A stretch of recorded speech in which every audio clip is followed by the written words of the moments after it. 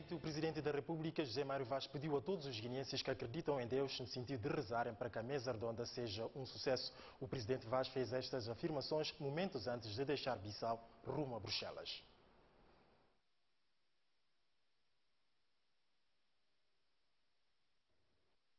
Para o Presidente da República, o sucesso da Mesa Redonda de Bruxelas não depende unicamente dos preparativos do Governo e nem do apoio moral que recebeu da sociedade civil, mas sim e sobretudo de uma intervenção milagrosa do Todo-Poderoso. Por isso, José Mário Vaz pediu aos guineenses que acreditam em Deus que rezem para que a Mesa Redonda possa, no mínimo, corresponder às expectativas do Governo. Este pedido especial foi feito minutos antes da partida esta manhã do chefe de Estado de Bruxelas, onde irá tomar parte ao lado do Governo nesse importante encontro com os doadores internacionais. O único pedido que eu gostaria de deixar aqui no país é pedir aos guineenses que rezem pela equipa que vai enfrentar os parceiros em Bruxelas.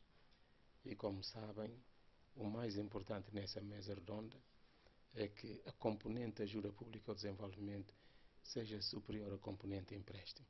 Se a componente empréstimo for superior à ajuda pública ao desenvolvimento, significa que a nossa geração vai deixar um fardo pesado para a geração vindoura, porque são empréstimos que terão que ser pagos no futuro. De regresso a Bissau, Mário Vaz passará por Lisboa, a capital da República de Portugal, onde tem previsto um encontro com a diáspora guineense residente naquele país europeu, com o qual a Guiné-Bissau mantém laços históricos e culturais de mais de 5 séculos. O Presidente da República, José Mário Vaz, encerrou ontem a Conferência Internacional sobre os Direitos Humanos organizada pela CEDEAO. O Presidente Vaz realçou a importância das organizações que lutam para a defesa dos direitos humanos na sociedade.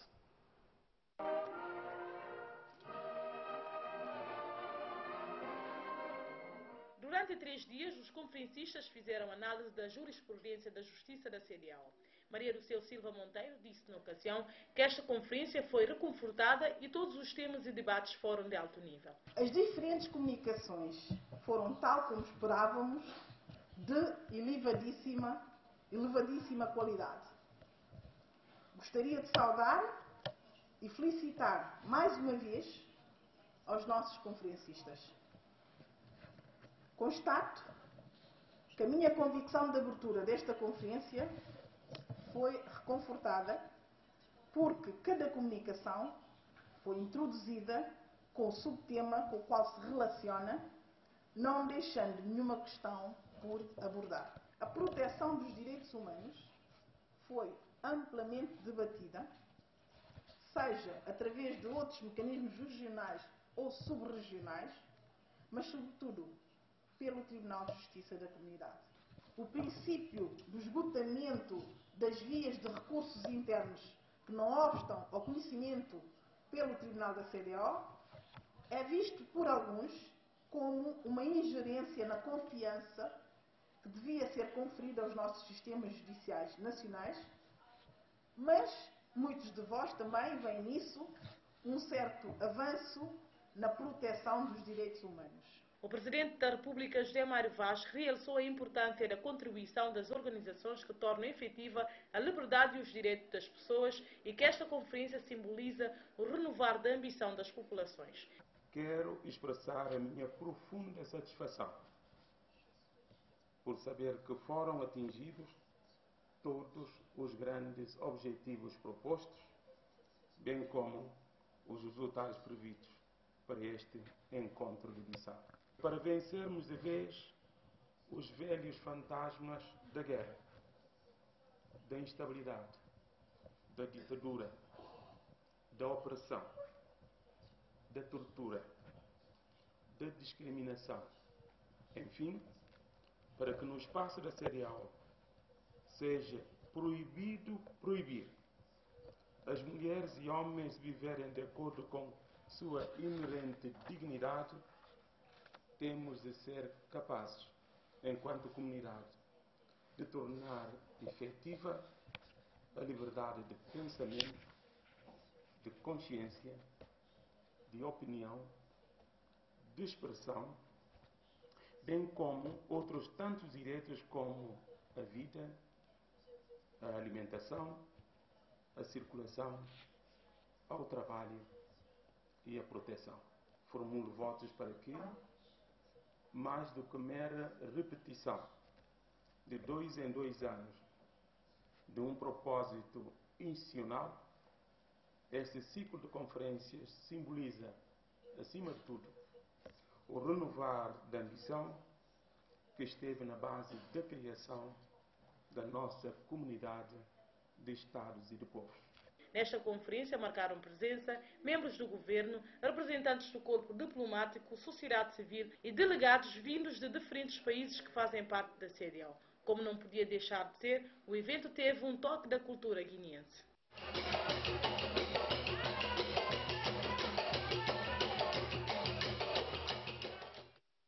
No quadro da comemoração do Dia Mundial da Água, o Ministério dos Recursos Naturais inaugurou com os parceiros o sistema de fornecimento de água potável em Catió.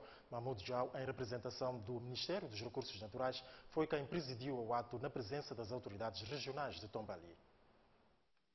Foi inaugurado na região de Tombali, setor de Catió, um sistema de abastecimento de água potável num projeto conjunto entre o governo da Guiné-Bissau, União Europeia e o Unicef, que contempla ainda uma componente de promoção de práticas corretas de saneamento e higiene para as regiões de Quinara e Tombali. A União Europeia quer contribuir para que mais e mais pessoas tenham acesso à água potável e ao saneamento básico.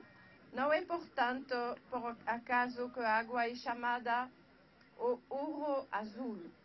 Espero que este sistema de abastecimento da água funcionará bem e será durável, para que na próxima vez que nos voltarmos a Catió, ainda podermos ver e ouvir a população satisfeita. Garantir água deve ser um tema central na emergente agenda em torno dos Objetivos do Desenvolvimento Sustentável e do Diálogo para o Desenvolvimento pós-2015. O Unicef, sempre em estreita colaboração com o Governo e com seus parceiros e doadores, como a União Europeia, destaca o desenvolvimento sustentável da água, abordando particularmente as desigualdades, especialmente para as comunidades mais necessitadas e mais isoladas do país, como, por exemplo, a população de Tombali, no acesso à água potável, ao saneamento básico e à higiene. Perante estes desafios, Sultão garante que a Unicef e os parceiros vão apoiar na revisão das políticas nacionais de água, saneamento e higiene no país. Juntamente com os parceiros, o Unicef dedica especial atenção à identificação das melhores práticas que podem tornar a água potável e o desenvolvimento sustentável numa realidade para as crianças e suas famílias na Guiné-Bissau. O Unicef aposta estrategicamente no aumento do acesso sustentável à água potável, no saneamento básico, na promoção da higiene e de um ambiente seguro para a sobrevivência, proteção e desenvolvimento das crianças guineenses. O sistema fotovoltaico é financiado num montante de 60 milhões de francos CFA pelo Fundo Europeu de Desenvolvimento no âmbito do programa Water Facility e pelo Fundo das Nações Unidas para a Infância no valor de 20 milhões de francos CFA. Ainda no âmbito desta inauguração que antecedeu o Dia Mundial da Água, a delegação do Governo, Unicef e a União Europeia foi recebida por população local com canções, música e poesia. Os populares satisfeitos com a reabilitação do sistema de abastecimento de água, com capacidade de 95 mil litros, depois de 10 anos sem água potável no setor. É fontenário, é satisfazendo, porque se não vai subir na todas as regiões de Guiné-Bissau e Tombali que não tem nada. Vamos não ganha papel, problema de estrada, porque nós temos problema de água. Não me este mais na bedanda. No setor que está lá tem problema de água. E a água está na bedanda. Cada homem beça que está lá por dia. Cada mulher beça que está lá por dia. Em nome da Associação dos Consumidores de Água Pública de Catió e da comunidade geral, a nossa disponibilidade de cuidar com carinho e amor essas nossas contribuições. De fundo de coração não agradeci. É grande gesto que a União Europeia faz, com o Unicef, para reabilitar o sistema de abastecimento de água potável. Assim também que não existe, para outros mineiros que estão na região de Tombali, para ajudar para que eles também saiam nesse sacrifício de catar água, de andar quilômetros para buscar água. O governo e os parceiros prevêem para os próximos 3 anos assegurar água potável e saneamento básico a mais de 37 mil pessoas. Este ano, à semelhança dos anos precedentes, escolheu-se um tema de atualidade para a nossa reflexão que recaiu sobre a água e desenvolvimento sustentável. A disponibilização de água de qualidade e serviço de saneamento básico constituem pedra angular para a criação de um quadro de vida propícia que garanta uma participação ativa das populações na criação de riqueza que sustenta o desenvolvimento socioeconómico durável do nosso país. A nossa maior preocupação neste momento é, para além de garantir o acesso aos serviços de abastecimento em água e saneamento, relançar os estudos técnicos e institucionais para a gestão durável dos recursos hídricos do país, que, sem os quais não poderemos falar do desenvolvimento institucional do setor. A reabilitação do sistema de água na cidade de Catió representa o fornecimento de água potável para mais de 5 mil pessoas por um método de capacitação e bombeamento de água com base em energia solar limpa e renovável. A Comissão Interministerial anunciou recentemente em conferência de imprensa o nome da empresa vencedora do concurso para a retirada das madeiras nas matas da Guiné-Bissau. É uma nova estratégia do governo para a luta contra o abate desenfreado das árvores nas nossas florestas. A empresa Car Silva é a vencedora do concurso para a retirada de madeiras em todo o território nacional. O anúncio da Comissão Interministerial do Governo para o setor numa conferência de imprensa. O plano enquadra-se no âmbito das medidas preventivas contra as ameaças de roubo e de incêndio em algumas comunidades rurais. Não analisar, não falar, bom, a nós não temos logística para fazer evocação de tudo que quantidade de madeiras que recenseado, identificado e exibido tudo na cada local que está. Então, aquilo é levando, não muda estratégias de apropriação e evocação de que madeiras. Porque nós está há 2 meses de chuva, nós está perante ameaças de incêndio, nós está perante ameaças de roubo, etc. E tempo cana perano. Por isso mesmo, nós experimentamos a primeira estratégia, não é como é cana surtir efeitos imediatos, não analisar, não decidir mudar de estratégia que a própria confiscação direta. E para aquilo não consulta 10 empresas que tem logística, não considera como é ter logística e é capaz de prestar aqui serviço ao Estado. Naqui 10 empresas, nós recebemos 4 propostas. Naqui 4 propostas, não analisar, não repetir proposta de preço mais baixo. Na ocorrência, proposta de preço mais baixo e do empresário Car Silva. A Comissão manifestou-se ainda preocupada com a inatividade dos empresários madeireiros legalmente constituídos. Não tem situação que tem madeireiros que está legalmente constituído, que pode exercer a função, porque a quantidade de madeira que está na mata está permitida e abre nova licença e abre nova campanha de corte. Portanto, eles têm esses direitos e diversos que têm que cumprir aquele, mas é que pode, nem momento atua, porque o mato está totalmente infestado de troncos. E a maior parte de guintes que não reclama é corta de forma indevida, sem licença, sem autorização. Portanto, mas mesmo assim, como é que não fala, não analisa, no fim, casos de cada comunidade, de cada localidade, para ver a melhor forma de dar tratamento. Recordo que em setembro do ano passado, o Governo, através de um despacho do Conselho de Ministros, suspendeu temporariamente a corte de madeira e a exportação deste produto. O Ministro dos Recursos Naturais, Daniel Gomes, proferiu ontem uma mensagem alusiva ao Dia Mundial da Água. Este ano a data é comemorada sob o lema A Água e o Desenvolvimento Sustentável. A data visa convidar Estados e governos a participarem nas atividades que reflitam a problemática atual da água no mundo em matéria de conservação e desenvolvimento dos recursos hídricos. A propósito, o Ministro dos Recursos Naturais, Daniel Gomes, proferiu uma mensagem alusiva à data.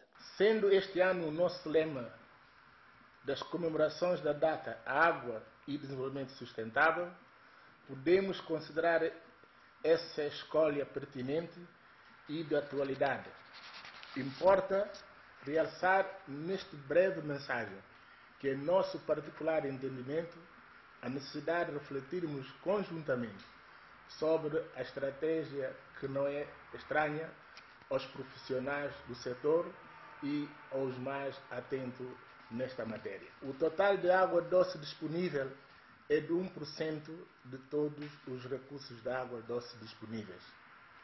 70% da água doce é utilizada na rega, 22% na indústria e 8% no uso doméstico.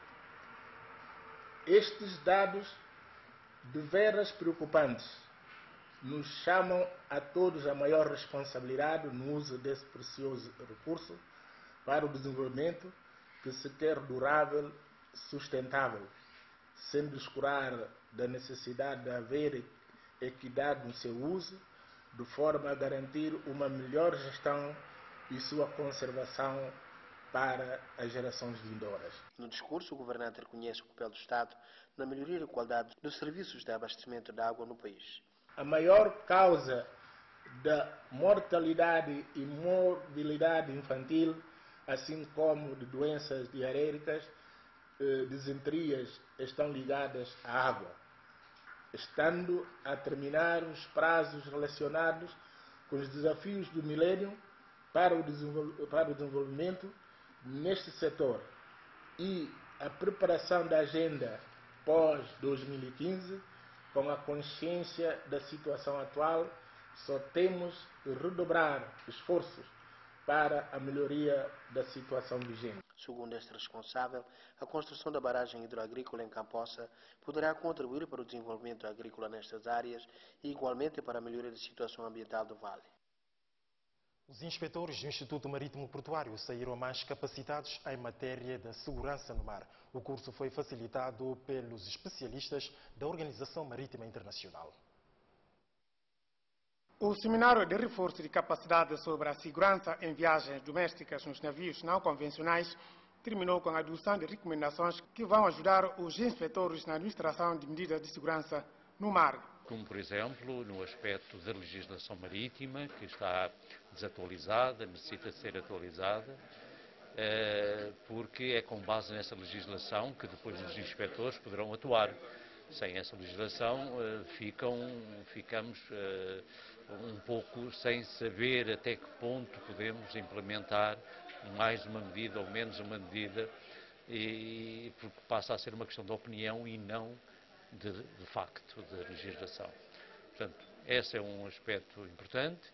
Outro aspecto é a continuação da aquisição de conhecimentos pelos peritos do IMP, para poder implementar depois essa legislação.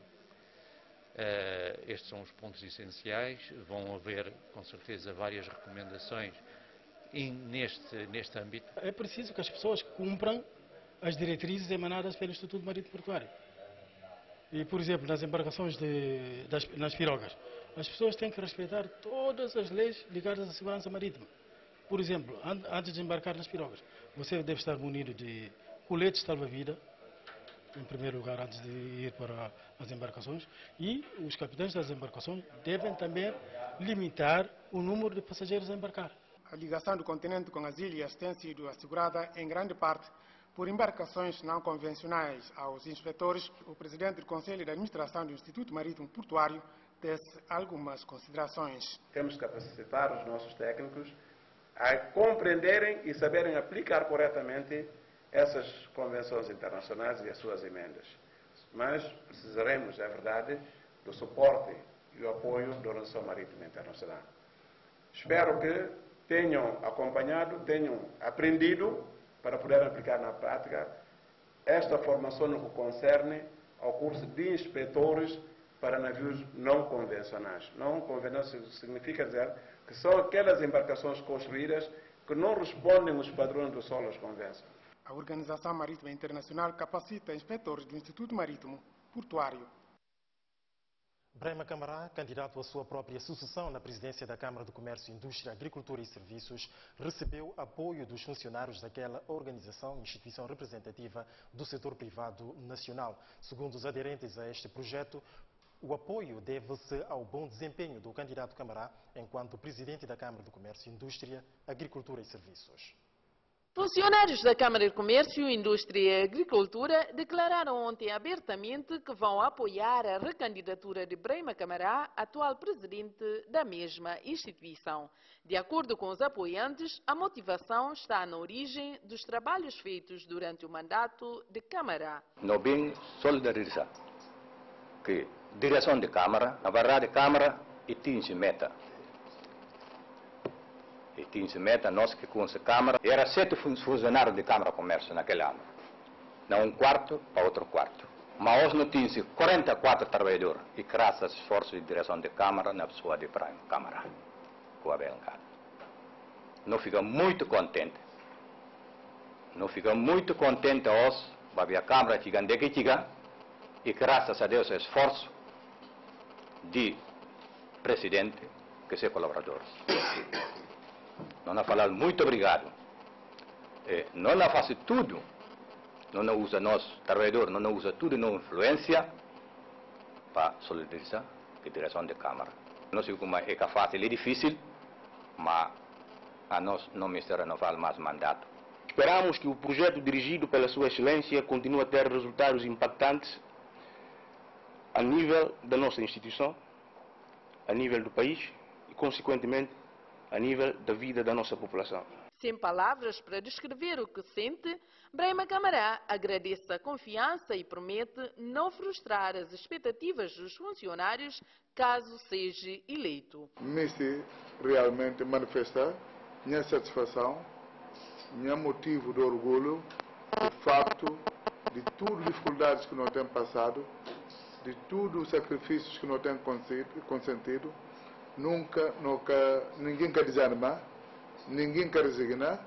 Nos momentos mais altos, nos momentos mais baixos, na tudo dificuldade, na bem e na dificuldade, sempre não teve consciência de pôr Câmara em primeiro lugar. Para Deus e se não mandato renovado, definitivamente, boa vida também na renovar, para melhor em termos quantitativos, em termos qualitativos. Se tudo correr conforme desejo desses funcionários, Brahima Camará completará o segundo mandato à frente da Câmara de Comércio, Indústria e Agricultura.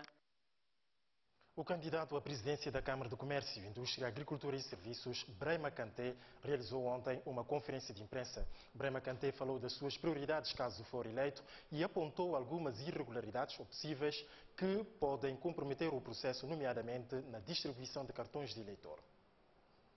Durante uma conferência de imprensa assistida pelos seus apoiantes, Brahima Kanté traçou as suas prioridades caso for eleito à presidência da Câmara de Comércio, Indústria, Agricultura e Serviços. Meu primeiro desenvolvimento de Câmara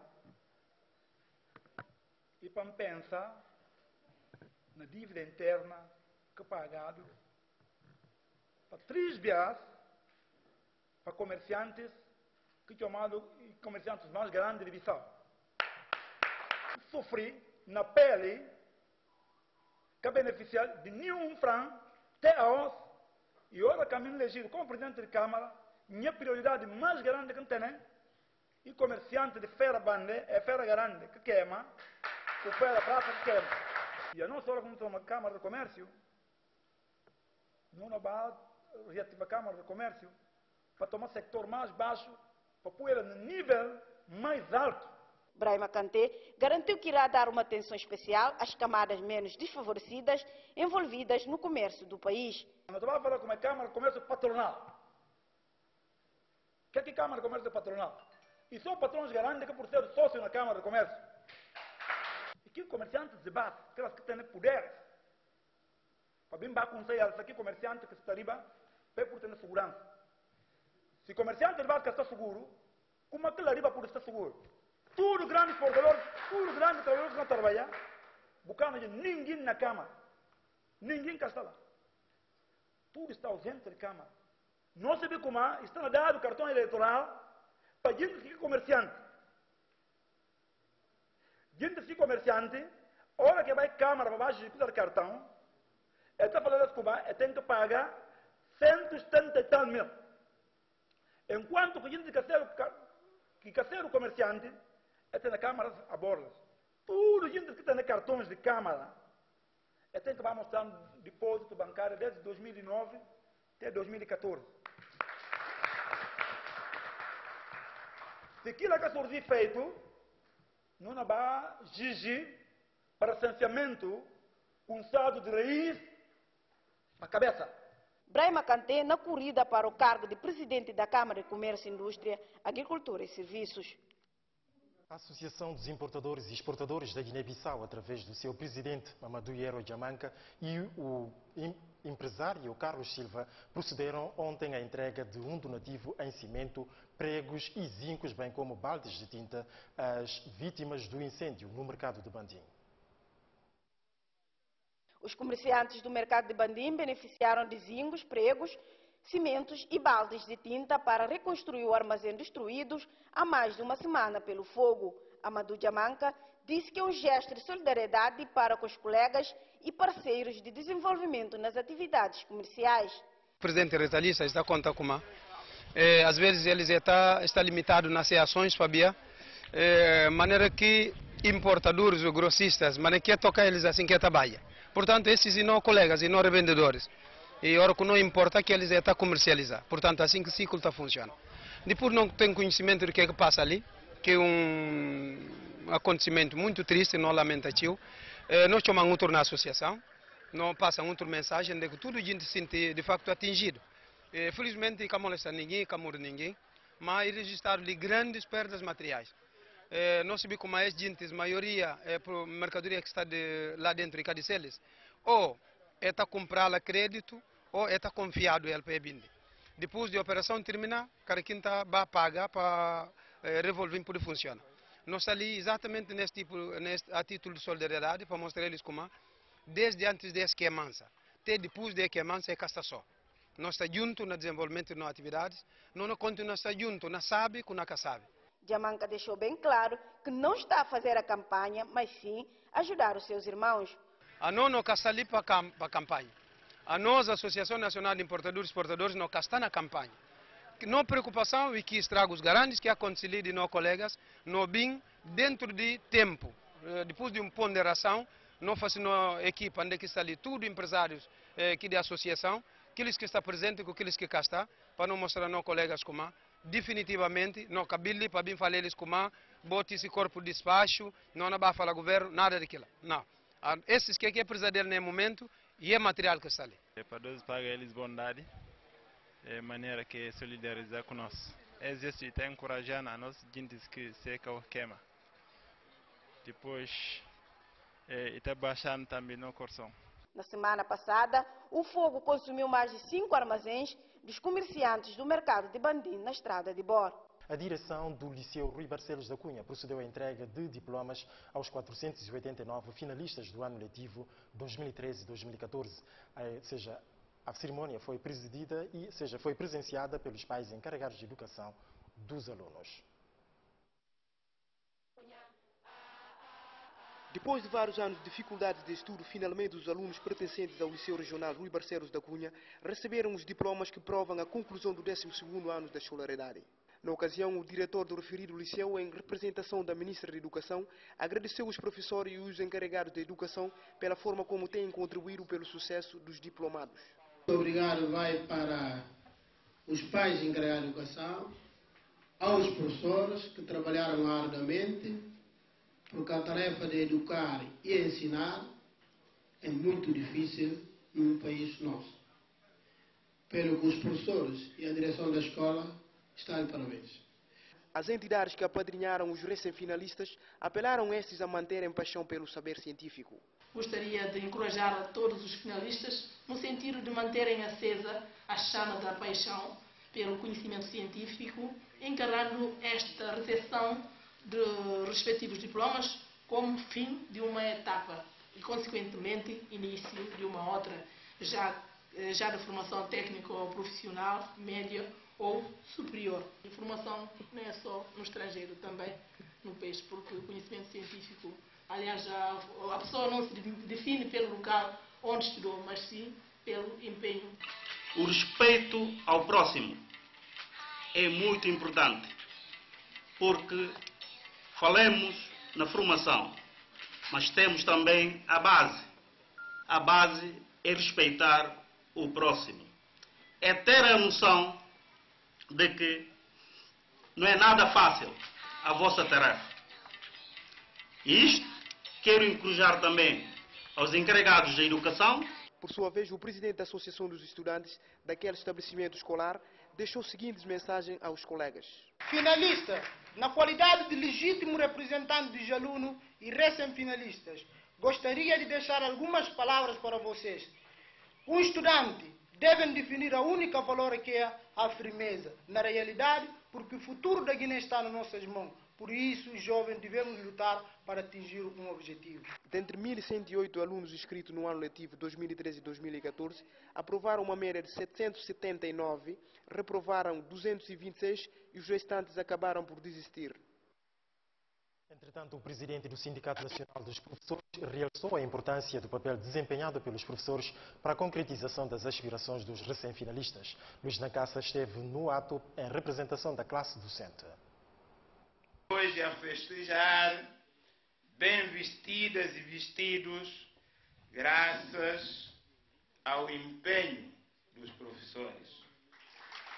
E eu estou aqui a representá-los e a falar em nome deles, porque sinceramente entendo que devemos também dar-lhes um pouco de respeito.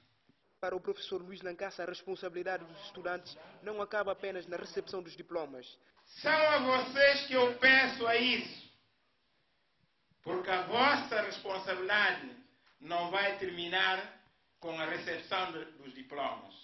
É daí que a vossa responsabilidade vai começar. É daí que a vossa luta para que a Guiné possa ser uma terra de paz, uma terra de união, uma terra de solidariedade, é preciso que nós cantamos esse hino, semeamos essa coisa no nosso coração. De acordo com o presidente do Sindicato Nacional dos Professores, a luta maior do recém-finalista deve ser centrada na formação contínua. Foi organizada a primeira feira sobre o emprego e autoemprego para os jovens. O objetivo da feira é de orientar os jovens que apostam na formação técnico-profissional no sentido de escolherem um curso que vá ao encontro das suas vocações e também das suas habilidades naturais. A primeira feira de orientação ao emprego profissional abriu hoje as suas portas no recinto do Clube Desportivo Ajuda Esporte do Bairro Ajuda. Nesta que é a primeira feira de serviço de orientação a jovens candidatos à formação profissional através de conversas e explicações sobre os diferentes cursos e oportunidades de trabalho, na qual os presentes passaram por diferentes compartimentos para deitar um olhar do que mais lhes interessa. Minha irmã, para pega texto, para não juntar mão, para não que nem pude ir adiante. Formação e emprego, que um serviço de orientação e de informação profissional, é um serviço inédito na Guiné-Bissau e único até agora. Esperamos que essas iniciativas vão se desenvolver no tempo. O objetivo desta feira é de orientar os candidatos à escolha de um determinado curso que vai ao encontro das suas capacidades, expectativas e habilidades. A ONG Ação para o Desenvolvimento Comunitário já tem mobilizado grande esforço neste sentido. Pretende, acima de tudo, funcionar como um meio de reforço na coordenação de ação entre as entidades do governo, do setor privado e da sociedade civil, no concernente às questões da promoção de emprego e da formação profissional. A formação dos quadros para reinserção no mercado de trabalho constitui, sem dúvida, uma das formas de distribuição de valores e, consequentemente, a redução da pobreza. A formação profissional e o emprego que dela deriva, ou que, no mínimo, deve derivar, e é o fundamento da sustentabilidade dos homens. O emprego é a mais privilegiada forma de distribuição de rendimento. Não se pode, por afigurar ilusório e, mais que ilusório, proteção social, em distribuir valores monetários às pessoas, sendo, por isso, o recurso privilegiado o emprego, permitindo que cada pessoa viva e viva bem a custo do seu próprio trabalho. A organização desta feira foi uma iniciativa da ONG, a Associação da Solidariedade Internacional, e contou com o patrocínio da empresa de telecomunicações Orange. Notícia do desporto, treinadores e juízes do atletismo iniciaram uma ação de formação para a capacitação de novos talentos e também dos árbitros desta modalidade. O evento foi financiado pela Federação Internacional do Atletismo através da Confederação Africana da Modalidade e foi organizado pela Federação Nacional do Atletismo. Ao todo, são 45 juízes e 30 treinadores vindos de todas as regiões do país que vão ser capacitados no domínio de captação de novos talentos e de melhor ajuizamento das provas nacionais e internacionais. Ao presidir a cerimônia de abertura, o diretor-geral dos Desportos, Carlitos Costa, afirma que esta ação de formação vai ao encontro da política do governo para com o setor desportivo. Bom, vai entrar num curso de formação de treinadores para captação de talento, porque captação de talento é uma das exigências que o governo lançar à federação. Fazer trabalho nos escalões de formação. E a nós não tem que respeitar fazer trabalho nos escalões de formação e para não investir mais nos escalões de formação. Esse que tem que ser o papel, bom papel, ora com a bolsa, vou sofrer de curso de treinadores que não vai fazer captação de talentos na escola. Precisamente lá que está a viver de desenvolvimento de próprio desporto na Guiné-Bissau. Para a representante da Confederação Africana de Atletismo, a Guiné-Bissau deve aproveitar esta oportunidade para melhor desenvolver o atletismo a nível nacional. Je pense que c'est une bonne occasion pour la Guinée-Bissau de saisir donc cette opportunité pour pouvoir développer l'athlétisme, qui peut bien se développer ici. L'athlétisme está muito bem desenvolvido. Parce qu'il y a des gens qui ont beaucoup de qualité. Porque tem gente que tem boa qualidade, tem manga qualidade. Nous pouvons détecter beaucoup de hall de Conté. Gente pode fazer também captação ou detectar gente suma. Olher. Older da Silva. O presidente da Federação de Atletismo e o vice-presidente do Comitê Olímpico Nacional apelam aos treinadores e juízes o maior empenho e dedicação durante uma semana de formação. Não vai lutar para a juventude da banca. Jovens que vão instruir para não poder ocupar um bom lugar a nível mundial no desporto. E na PERA, fundamentalmente, um resultado bastante positivo que nos permite jovens atletas de Guiné-Bissau beneficiar desse programa, que treinadores que juízes não beneficiarão. Depois da Guiné-Conakry e Eritreia, a Guiné-Bissau é o terceiro país africano que beneficiou deste curso financiado pela Federação Internacional de Atletismo. Ilustre telespectador, aqui está a oportunidade que lhe é reservada aos domingos para acompanhar em direto no telejornal, ou seja, o comentário da semana, uma reflexão inserida nas edições dominicais do telejornal para analisar algumas das notícias que fazem atualidade dentro e fora. É nosso convidado hoje, Dr. João Ribeiro Có, investigador e quadro afeto ao Instituto Nacional de Estudos e Pesquisa, a quem vamos começar por cumprimentar. Boa noite, Dr. João. Seja bem-vindo a esta edição do Comentário da Semana na televisão da Guiné-Bissau. Estamos a escassos dias para a realização da Mesa Redonda, um evento que dominou a atualidade sobre a Guiné-Bissau nos últimos meses. Portanto, o governo já partiu, o primeiro-ministro liderou uma comitiva que já está a caminho de Bruxelas e o Presidente da República já havia prometido e hoje deixou o país. Que análise faz do contexto em que a Guiné-Bissau transfere-se parcialmente a Bruxelas para a realização da Mesa Redonda? Muito boa noite. Com alguma satisfação, com algum otimismo, com alguma esperança de que os objetivos naturalmente preconizados para Bruxelas serão naturalmente alcançados. Falou-se nos últimos tempos em que tudo está agora em torno, por exemplo, da mesa redonda. Eu devo dizer que a mesa redonda, esta mesa redonda, por exemplo, tem, ao meu ver, duas componentes. Primeiro, a sua componente técnica, que é necessária fazer, não é? Nós precisamos de dinheiro para poder relançar o país do ponto de vista económico, político e social. Mas também há uma componente política, por exemplo, desta mesa redonda, que muitos às vezes criticam sem perceber esta componente política. Pergunta-se, mas o porquê desta tanta mobilização, não é? E pergunta-se, se nós não conseguirmos o que nós queremos em Bruxelas, não é? Será que não vamos defraudar, por exemplo, a população? Eu acho que não. Nós precisamos, se nós olharmos, por exemplo, o que nos condicionou, o que é que esteve na origem do país parar, golpe de Estados, alguma insegurança, quedas do governo e por aí fora, não é? Tudo isso, por exemplo, obrigou com que tivéssemos uma estratégia em que a comunidade internacional, para além do projeto que nós temos em mão, poder olhar para nós como um povo unido, como um povo que sabe o que é, um povo que viveu um passado recente bastante difícil, mas que está neste preciso momento a mudar a página, não é?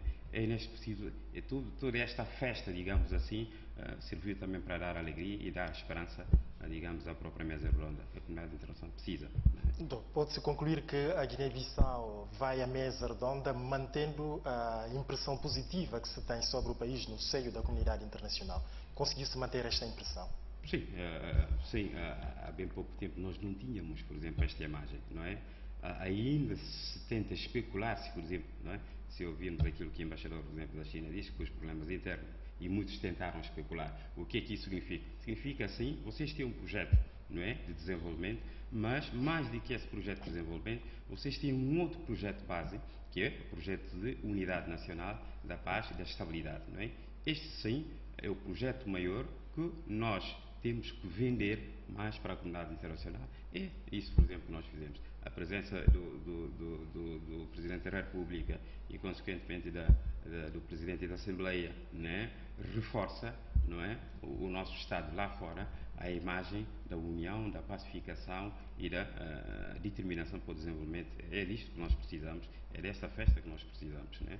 Por isso temos que compreender o aspecto festa que esta mesa redonda também trouxe nesses últimos dias. Momentos antes de deixar o país, quando foi despedir-se do Presidente da República, o Primeiro-Ministro esteve lá com diferentes membros que integram a delegação. O Presidente da República lembrou, enquanto Ministro da Economia, ex-Ministro da Economia e Finanças, o quão difícil foi para a Guiné-Bissau conseguir o perdão da dívida. Neste caso, vamos para a mesa redonda. O que é que se deve acautelar para não deixar assim um fardo pesado à geração vindoura, sobretudo a nível dos fundos reembolsáveis? Exato, nós vamos para, é claro, por exemplo, nós vamos para a mesa redonda pedir créditos, pedir aos países, por exemplo, que nos apoiem, né? Mas é preciso que tenhamos, nenhum país em desenvolvimento desenvolve sem crédito, não é? Sem débito, naturalmente. Nós temos que pôr em mente de que o importante nesta fase é que nós temos um projeto de desenvolvimento que exige, por exemplo, nós precisamos de 400 milhões, não é, para relançar o país daqui a 5, 10 anos. Não é? E temos que ter também em mente a responsabilidade de que, desenvolvendo infraestruturas, fazendo investimento, não é, haverá retorno, efetivamente, para nós podermos pagar a respectiva dívida. Também nós temos que ter em mente de que não é só uma questão de dívida, não é? Porque se nós tivermos um performance, digamos, a nível macroeconómico, podemos até, esta dívida poderá ser naturalmente perdoada, não é? Agora, o que é que põe em risco é quando um país, por exemplo, se nós vivermos depois numa instabilidade constante governativa, naturalmente isto põe em risco, não é, a capacidade, por exemplo, da performance económica para, consequentemente, podermos pagar a dívida. Ele, enquanto Primeiro-Ministro, o país chegou a crescer em 5 pontos qualquer coisa, estando, por exemplo, na média daquilo que era, por exemplo, o crescimento, por exemplo, da África. Não é? Se nós conseguirmos atingir esses patamares, é claro que os nossos parceiros vão olhar para nós como outra cara, não é? E como o Japão, há bem pouco tempo também, que vai fazer parte da mesa redonda, já decidiu dar, não como crédito, mas deu como dom, não é? Sem que haja contrapartida. Porquê? Porque está bastante satisfeito, por exemplo, com o empenho e as reformas que este governo, há escassos meses, já está a fazer. Não é? Por isso temos que partir confiante de que podemos pedir empréstimos, teremos condições de governar e da contabilidade, não é? Para, consequentemente, poder pagar, respeitando, por exemplo, os acordos de Cotonou, que é sobre a boa governação. Doutor, como é que se deve encarar o pós-mesa redonda? Como é que, pronto, o país deve manter a autodeterminação e não, ou seja, ficar preso, entre aspas, às promessas que podem haver durante a mesa redonda? Não, penso que após mesa redonda, será sempre a continuidade de micro-mesas redondas. Não é? Penso, por exemplo, que nós vamos agora para um trabalho, vamos para um compromisso aberto com os parceiros. Naturalmente, depois disso, é preciso que se continue a fazer um trabalho intenso, um trabalho de diplomacia, não é? Seja ela diplomacia económica, seja ela diplomacia até política, não é? Para que os parceiros possam efetivamente acreditar em nós e poderem cumprir com as promessas, por exemplo, que supostamente poderão ser lançadas, por exemplo, em Bruxelas. Não é? Mas há um elemento que é extremamente importante, não é? Que é o elemento da confiança a nível da comunidade internacional. E este elemento de confiança tem muito a ver conosco próprios, não é? Com a capacidade de reorganização do nosso Estado, com a confiança entre o Estado e o próprio cidadão, com a confiança entre o Estado e a própria sociedade civil, não é? Todo um projeto de desenvolvimento, toda esta performance de desenvolvimento, é preciso que o nosso Estado, que todos nós, empenhemos para isso, não é? E que tentemos mostrar, porque são esses indicadores, naturalmente, que vão permitir uma atração em investimento, e uma atração em investimento que vai permitir que o país tenha uma boa imagem lá fora. Esta boa imagem vai reforçar, digamos, a credibilidade, digamos, por exemplo, do país, não é? E espero bem que, após mesa redonda, que haja diferentes comissões que possam trabalhar por setores, não é? Para que o plano, digamos, operacional estratégico possa efetivamente concretizar-se. Mudando de assunto, a Guiné-Bissau viu nesta semana a sua soberania marítima ser agredida com, fuga de 11 barcos, dos quais 9 chineses e 2 da União Europeia. Como é que pode analisar esta fuga de 11 barcos numa assentada? Por exemplo, isto é uma situação, especula-se, não é? Especula-se, eu penso que é preciso apurar mais dados para isso. Não é normal falar de fuga de 11 barcos, naturalmente, da União Europeia, da China, que são, naturalmente, os nossos parceiros a nível do acordo das pescas que nós temos, não é?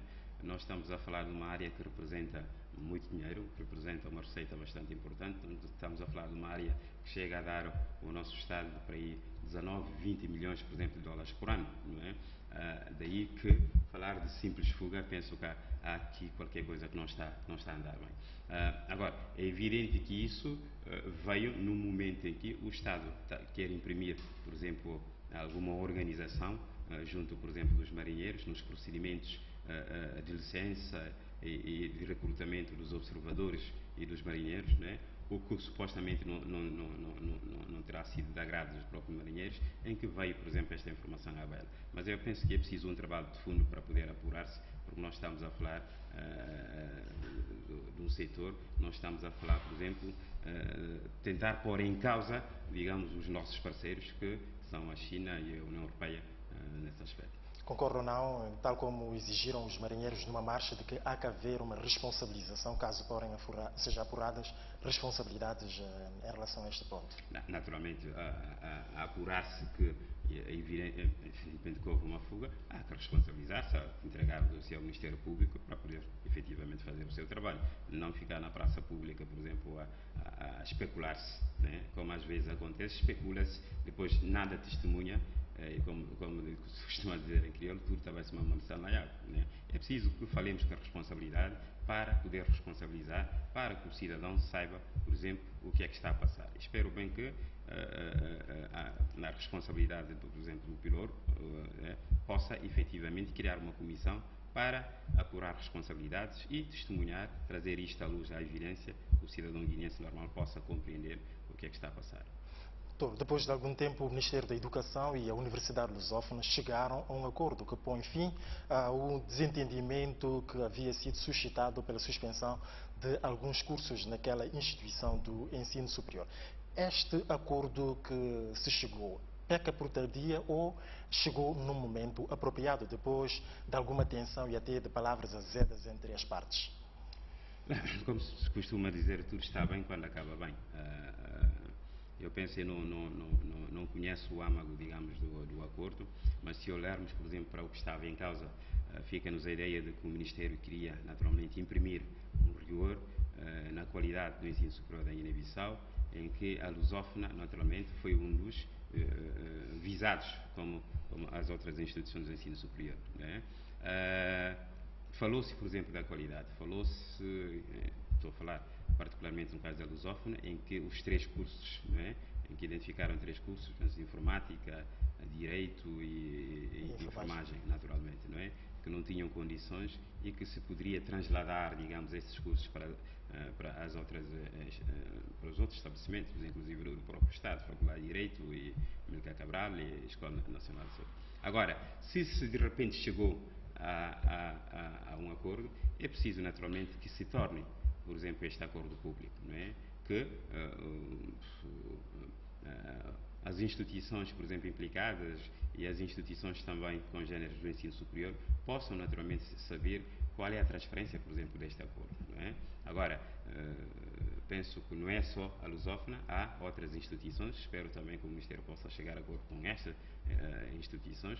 Agora, uma questão que se coloca, se falou durante este tempo todo sobre a qualidade, onde é que está esta interrogação, não é? De repente desinteressamos pela qualidade, ou de repente constatamos, por exemplo, que não há qualidade, ou chegamos à conclusão de que a qualidade do investimento constrói-se, não é? São respostas que nós precisamos, nós os cidadãos precisamos saber para que efetivamente possamos acreditar nos dirigentes, nos chefes que nós temos e nas instituições também no ensino superior que nós temos. Consta que a Universidade Lusófona comprometeu-se em atender às exigências do Ministério da Educação. Poderá ter sido esta a determinação? A ser, naturalmente, então, nisto não pode só ser para a Lusófona, espero bem também que isso se estenda, não é, com as outras instituições.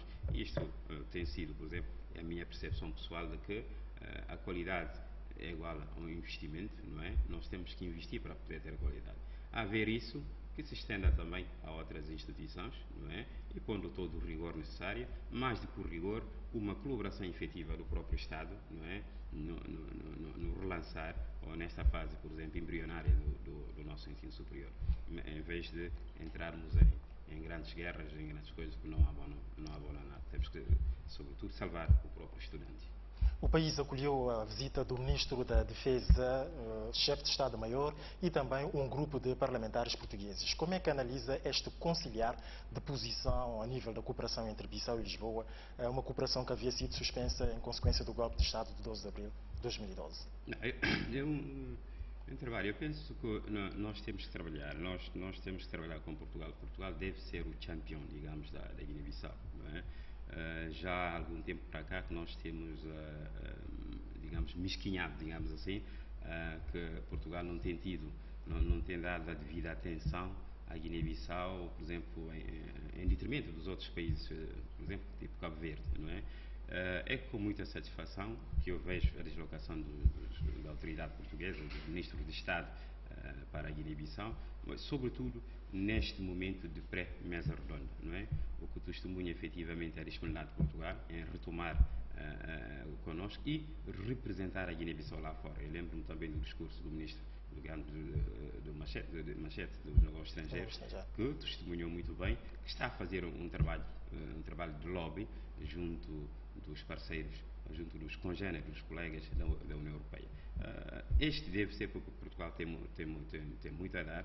Portugal foi um dos países que mais formou, digamos, quadros lineares de qualidade. Portugal tem excelência em termos de formação de ensino superior. Nós estamos há bocado aqui a falar, por exemplo, do ensino superior. Portugal pode contribuir em diferentes vertentes, não é? Nesse aspecto da defesa, formar os nossos militantes, porque a componente de formação é extremamente importante também na reforma do setor da defesa. E temos que contar com Portugal. O Brasil também tem dado, por exemplo, o seu apoio, mas Portugal deve merecer um lugar de destaque para a Guiné-Bissau. Numa altura em que a Guiné-Bissau está praticamente desprovida de uma companhia nacional de telecomunicações em funcionamento pleno, o Primeiro-Ministro disse numa conferência que é necessário corrigir os erros do passado e projetar o desenvolvimento deste setor. Que análise faz desta situação em que a Guiné-Bissau tem praticamente uma parcela da sua soberania entregue ao monopólio das operadoras das redes móveis de telecomunicações de uma forma geral? Eu penso que a Guiné por exemplo, não está fora. Nós temos o Instituto de Telecomunicações, que agora é a ANER, que é o Instituto, por exemplo, regulador, que é do Estado, não é? O que quero dizer, o Estado, estamos, por exemplo, numa economia aberta, não é? Em que o Estado lança, mas continua, por exemplo, a controlar. O que é importante é que nós podemos questionar qual é a receita que a própria ARN, por exemplo, dá ao próprio Estado, não é? Isto é uma questão, por exemplo, é uma questão que nós podemos dar. Falou-se, por exemplo, da questão de Guiné Telecom, não é? Que foi quando o primeiro-ministro disse que temos que corrigir com os erros do passado, que tinha sido uma gestão, por exemplo, pública ou privada, não é? Em que, infelizmente, a empresa, digamos, acabou por desaparecer-se, não é? Se nós vamos relançar isso, põe-se muitas questões, não é? Põe-se muitas questões. A grande evidência nessas grandes instituições, empresas como esta, é se o Estado tem capacidade de ter uma gestão de responsabilidade, não é? As experiências, por exemplo, dos outros países mostram-nos, por exemplo, nós estamos a ter o caso, por exemplo, da TAP e de outros setores em Portugal, em que a privatização, não é a excelência que se deve recorrer. Se nós queremos, por exemplo, que haja aqui uma gestão pública ou gestão pública privada, a grande interrogação será que o Estado depois não vai imiscuir-se, não é, na própria gestão ao ponto de poder permitir declarar a falência na própria instituição. Essa é a questão. E se o primeiro-ministro diz para aprendermos com os erros do passado, os erros passados foram esses, e espero bem que no novo relance da Guiné Telecom que haja responsabilidade, que haja accountability na própria gestão da coisa pública. A Guiné-Bissau acolheu o Fórum Internacional de Justiça da CEDEAO, um evento cuja abertura foi feita pelo primeiro-ministro e coube ao chefe de Estado proceder ao encerramento. Como é que analisa a integração da Guiné-Bissau nesta organização subregional, a CEDEAO? Não, com a nossa... há bem pouco tempo, quando se falava da CEDEAO, falava-se de COMIPs e de outras coisas, não é? E hoje já estamos, por exemplo, a falar de CEDEAO, estamos a falar de conferência, estamos a falar de desenvolvimento. O que testemunha, de facto, um passo, digamos, virar página, não é? Entre a nossa relação com esta instituição, ou a agenda desta instituição para com a Guiné-Bissau, ou o nosso espaço dentro, digamos, desta instituição. E é com satisfação que eu até fui convidado, naturalmente, com satisfação que vejo, por exemplo, a nossa participação e também a nossa guineense, não é? A Maria do Céu, que está à frente, por exemplo, desta instituição. Eu penso que é de louvar. A Guiné-Bissau deve voltar a fazer parte, por exemplo, do centro das atenções, centro, por exemplo, das conferências. Nós chegamos a realizar aqui a questão da CPLP, não é? A partir daí não houve nunca mais grandes eventos. Temos que criar condições para que os grandes eventos voltem, digamos, a serem realizados, por exemplo, aqui na Guiné-Bissau. É a questão de justiça, digamos, na CEDEAO. Antes falava-se de grandes mobilidades, por exemplo, das pessoas. Hoje em dia a questão de justiça é extremamente importante. A questão de justiça é um motor alavanque para a responsabilidade, para a governação, para a boa governação, e, consequentemente, para o desenvolvimento. E a Guiné-Bissau, acolhendo, por exemplo, um evento desse, testemunha também a confiança que esta instituição está a ter para connosco. Dr. João, estamos a chegar ao fim, mas gostaria de ter o seu comentário sobre a intervenção do Estado a nível da remoção dos acampamentos na região de Tombali. Como é que se pode analisar a instalação destes acampamentos no território nacional? Pode-se, ou seja, ter alguma desconfiança em relação a uma cumplicidade por parte nacional para a instalação destes acampamentos? Os acampamentos têm a ver com a pesca. Nós há bocado estávamos a falámos da CEDEAO. Nós temos, por exemplo, para aí 40 tal mil, digamos, oriundos dos países da CEDEAO na Guiné-Bissau. E uma das atividades, por exemplo, que essas pessoas, por exemplo, praticam é a pesca, não é?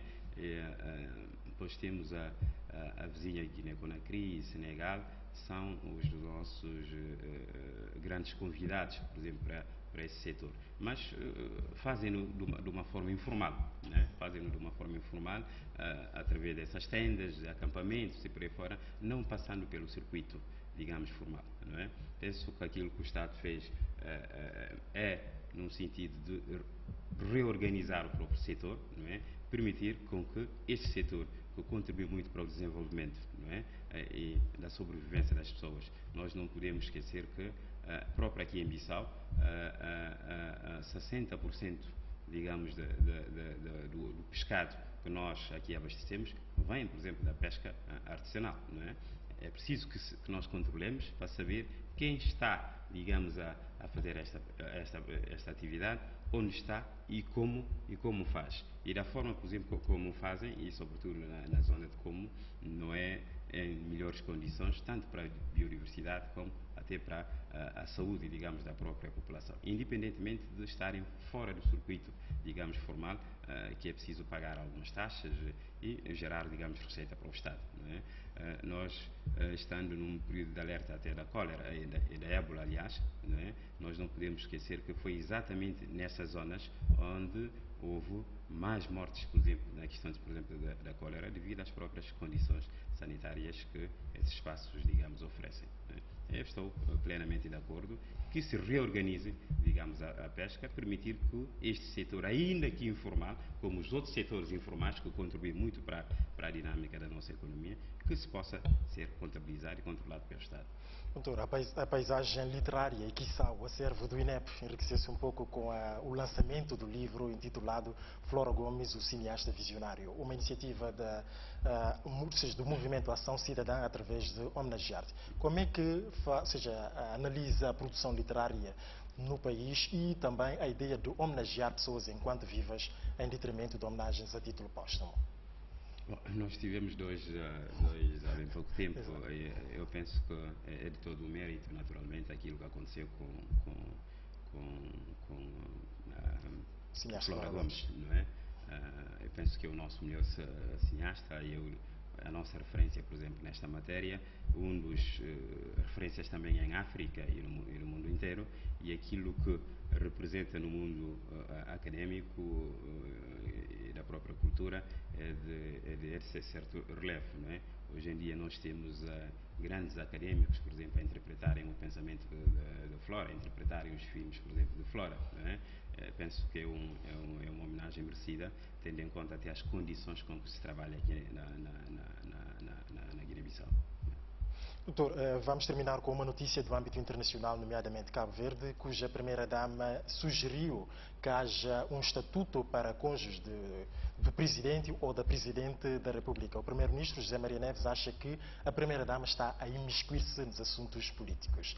A análise que eu gostaria de ter é se a primeira-dama pode imiscuir, tal como foi utilizado o termo, ou não deve opinar nada em relação a assuntos como estes. Eu penso que, supostamente, o primeiro-ministro terá respondido da forma e de interesse político, da agenda política, que supostamente poderá estar por detrás, digamos, destas declarações. Mas, olhando para estas declarações, eu penso que elas em si só não representam qualquer ameaça. Nós estamos numa democracia em que cada um de nós pode, naturalmente, pronunciar-se e sugerir, digamos, o Estado, não é, que crie, por exemplo, novas condições que possam permitir melhor integração, por exemplo, das mulheres. Penso que Cabo Verde é um exemplo. Cabo Verde é um país onde a dinâmica dos movimentos, digamos, feministas baseiam-se na competência, não é? Cabo Verde não pede 40%, 50%, 60% por pedir, não é? Falo com indicadores bastante fiáveis, não é? Nós temos, neste preciso momento, um governo de Cabo Verde com mais mulheres no governo que os homens, não é? Mas também com alguma competência. Nós temos, por exemplo, neste preciso momento, uma ministra cabo-verdiana candidata, digamos, por exemplo, a liderar o BAD, não é? E que, durante estes últimos tempos, mostrou a competência, fez reformas, digamos, na economia cabo-verdiana. Eu penso que é de todo legítimo preparar-se, não é? Cabo Verde deve preparar-se que um dia desses tenha uma mulher presidente e que, em vez de ter primeira-dama, e que tenha, digamos, primeiro cavalheiro. Penso que é legítimo todos os ensinamentos que o Cabo Verde nos tem dado nesta matéria. É legítimo que a primeira-dama use e abuse desta declaração. Muito obrigado, Dr. João. Nós agradecemos a sua presença e por ter aceito o nosso convite para estar aqui e, sobretudo, pela reflexão aqui feita. Muito obrigado e boa semana de trabalho. Obrigado. Fica assim completa esta edição e, por conseguinte, da semana da apresentação assumida por João Umpa Mendes. Foi com imenso prazer que estive consigo de segunda para cá e despeço-me em nome de toda a equipe. O reencontro é para daqui a após 2 semanas. Fique bem e até a próxima. Então.